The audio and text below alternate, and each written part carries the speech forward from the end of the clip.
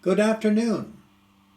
After enjoying this amusing production, it became perfectly clear why playwright Neil Simon was motivated to write this particular play during his time of great emotional stress.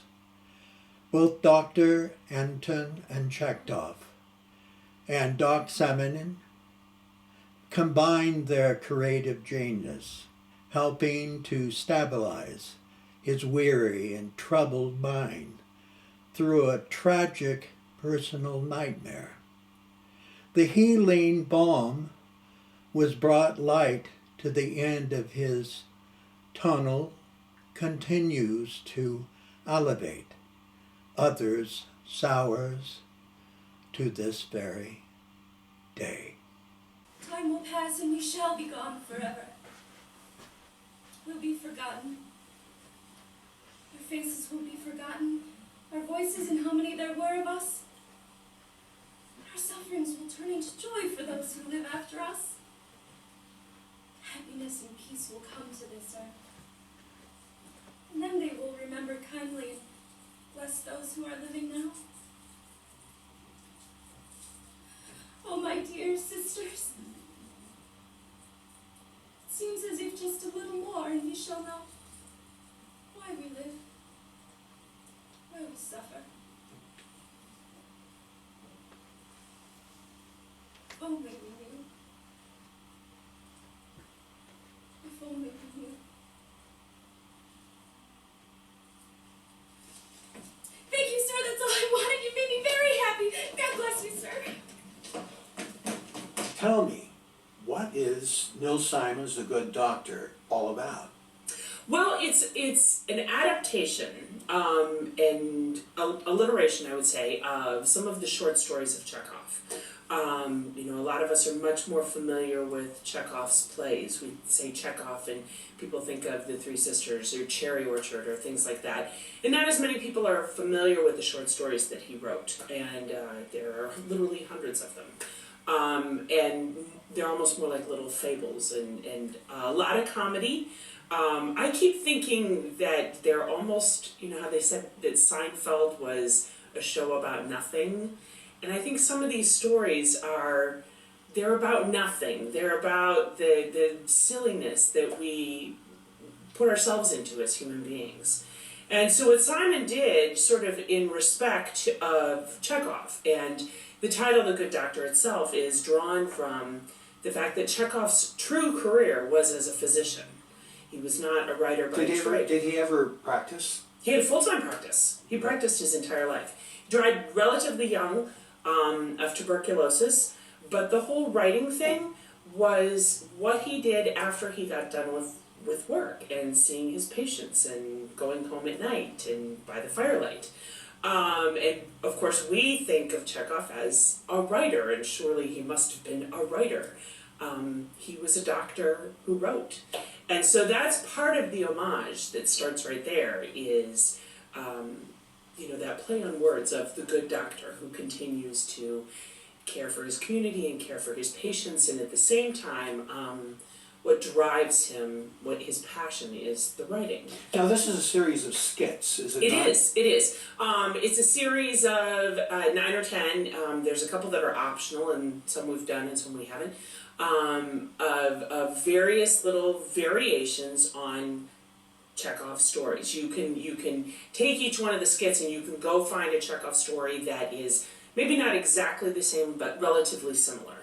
And there's a little blend of, I think there's some 20th century elements that come into it, because even though the stories are set, pre-Bolshevik Russia. So what era? The 1850s? I would put it about 1885. 1885. Yeah, judging, that is where I picture it in terms of Chekhov's age. So you're talking pre-Bolshevik era, but I think the dialogue and the word selection that Simon has made, a lot of it is very 20th century. And there are a few references that are modern day, and I think that's part of what makes all of the stories not feel artificial. Now the backstory, when Neil Simon was inspired to write this, Mhm. it was right after his first wife passed away. Yes. And this was kind of a therapeutic Yeah. endeavor on his part, wasn't And it? this is actually the show that he met Marsha Mason on. Right. So, I'm sure that plays a little bit. So, but I was fortunate to get to read the script early on, right after we'd selected the season, and was immediately drawn to it and charmed by it. And I love the variation in the stories. The fact that some of them are just Marx Brothers like, and we've made some choices about the direction we want to go in with some of them. The surgery, there's where a tooth is removed, has a lot of Marx Brothers references written right into it. Now, who plays the narrator, who's basically the Chekhov character? In our production, it's Jeffrey Wallace, Mm-hmm. who has a lot of experience here at Old Town Playhouse.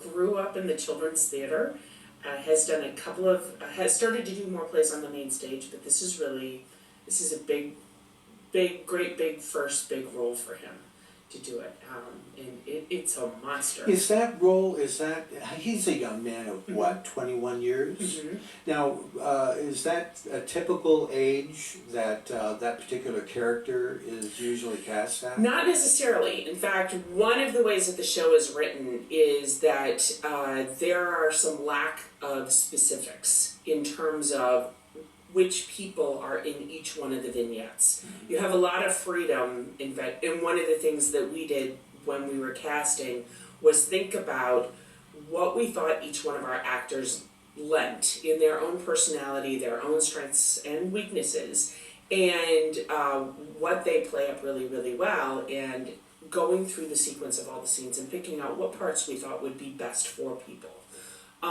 Some of those things are stipulated in the script, some of them are not. So there's definitely a role in there for a younger man of Jeffrey's age, but not necessarily doing all the characters that he is doing. He is on the younger side to be the narrator, but I think it also plays entirely believably. Because at the age of 2021, Chekhov would have been out there working and writing and as a young man. We've done a few little tweaks here and there. How old was Chekhov when he passed away? I believe he was 43. So when he was writing a lot of the plays, he was a young man. Yeah, 20s and 30s. So, yeah. And who else is in the Good Doctor?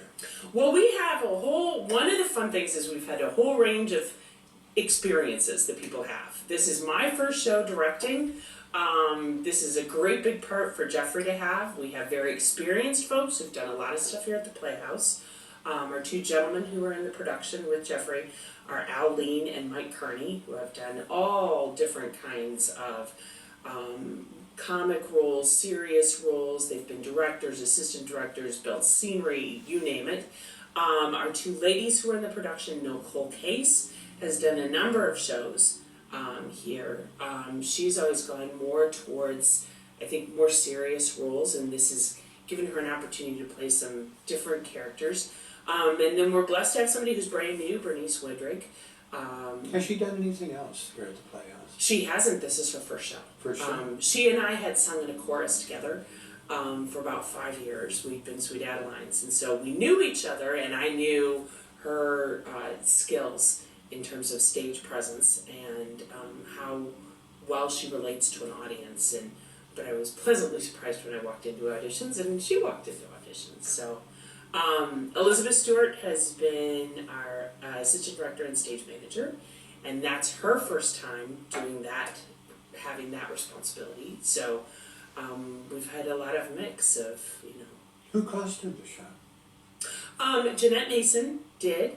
Kathy Verstrady helped lend a hand, and we had looked at a lot of images and pulled a lot of different things together. It's a little bit more challenging period to go 1800s and find things that are going to fit on people, and to do the multiple vignettes and multiple stories and multiple characters. I love the hats It could be that the hats are women really wore cool, aren't they? in that era. Yeah, So we had to be pretty adaptable in terms of, you know, how fast can people make a costume change or a scene change, and you know, what can we put them in, and so it's been fun. Most people know Neil Simon from The Odd Couple, Right. Walter Matthau and Jack Lemmon. How do you see The Good Doctor measuring up with some of those great Neil Simon movies? It's better. No, I think it's. I mean, it's really completely different. It's totally different, and I think that's part of its charm, I think, is that it is very, very different from the rest of the stuff that he has written, and that people, when you say Neil Simon, it evokes a certain image in a lot of people. And some of that is very true, you know, the wit, the dexterity of the language, the humor, the ability for every character to poke fun at themselves at different points. But there's many, many things that are different, but that's part of its charm too, I think. So, opening nights tonight. Opening night is tonight. How did your preview go? Oh, really well. Really well. I think it's my first time as director. I don't know. It was just fine. They did a great job. You know, it's never perfect, but that's the blessing and curse of live performance. You know, Expect the unexpected. you gotta love a Neil Simon play. Oh yeah. I mean, there's a lot of people that hate him because they just Yeah. feel like he hasn't done any serious work and stuff. But boy, I mean, he's the most successful playwright. He American is, playwright. and I think, you know, there are a couple of scenes in this show, you saw one of them last night, the song, that are very serious. You know, this is an unusual play because there was music written to go with it. When it was originally presented, there was actually a chamber, sort of klezmer ensemble, that played a concert beforehand, and so that music was recorded, and that's what you use as your music during the show. But one of the most touching points is this wonderful evocative song that is two older people who are alone in life. And the song, you know, is there time enough to fall in love before your life ends? And it's you think Neil Simon, not Neil Simon at all. A kind, gentle looking person who's seen his share of life. A kind, gentle looking person, and he's never with a wife. If this kind, gentle looking gentleman speaks once again to me, should this shy, nervous, widowed lady go out with him for tea? You know, it makes sense that he did that. It was Yeah. 1973, I believe, was Yep. it not? Yeah. Yeah, that I believe he was able to get away with that kind of structured play Yeah. early on in his Yeah. career. I don't think that it probably would have worked out too well. No, once everybody got used later to. That's on. true. That's true. Yeah, and there's a serious-ish scene in the second act too, the audition, which part of it is comic. It's sort of a ding-dong girl from the country who comes in and who really wants to audition for this director, and it's very silly. But then at the end, she reads a selection from Three Sisters, and it's serious, and it She plays gives, all three. Yes, that's part of the storyline. Waiting list. They put me on the end of that list again. I'll have to wait another 6 months, and then by then I'll be 23. It'll be too late to be 22. I'm really feeling much better. I think my fever's down to 101 now. I can see you have your heart set on being an actress. My heart, my soul, my very breath, the bones in my body, the blood in my veins. Yes, that's enough of your medical history. Plays all three. But it gives the actress playing that part a chance to really, you've got 45 seconds to really hook them dramatically. And that I think is part of what the actors have enjoyed and can enjoy in this show, is that they get to be all these different personas. You don't have to be one character and research and get into it and get into their head and how do they act. You have to figure out how to be that for this kernel of time and this one little story, and then A play like this really, for people that want to go and just forget about all the miserable details of their life, Yeah. this type of structure is really fantastic. I mean, there's Yeah. a lot of storylines and a lot of different dialogue. if you don't like this one, don't worry about it, because in 10 minutes it will be over and there'll be another one. It's like So, watching 10 sitcoms all Yes. in 2 hours. It's true. Right. It's a true story. Carly, it's very nice talking with you about The Wait. Good Doctor. Thank you very much. Thank you. Thank you.